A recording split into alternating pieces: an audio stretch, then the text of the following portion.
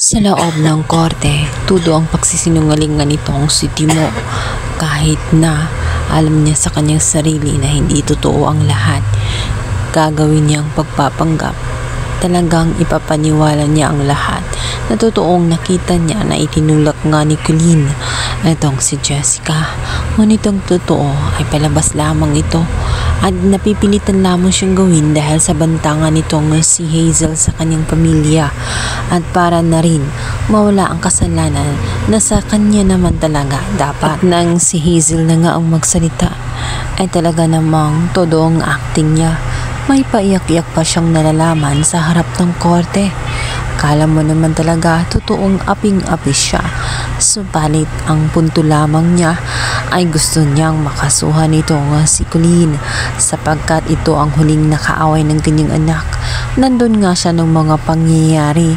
Sinabi at inamin din niya na tinulungan pa nga niya ang kanyang anak na si Jessica matapos nga kasing mag-away silang dalawa ni Colleen.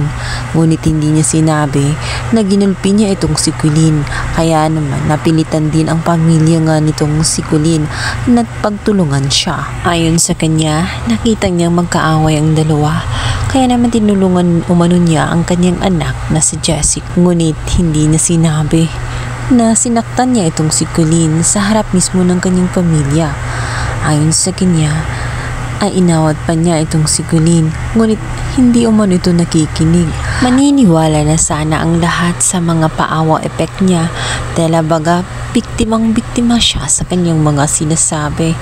Nakikinig na sana, subalit magtataka na ang lahat at magsisimulang manghinala dahil nang sabihin nga ng abogado kung nakita niya ba mismo ang mga pangyayari kung saan itinulak nga nitong si Colleen ang kanyang anak na si Jessica.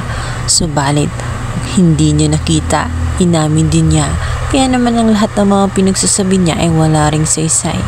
Maaaring dala lamang ng galit, kaya itinuro niya itong si Colleen kahit ito'y inosente.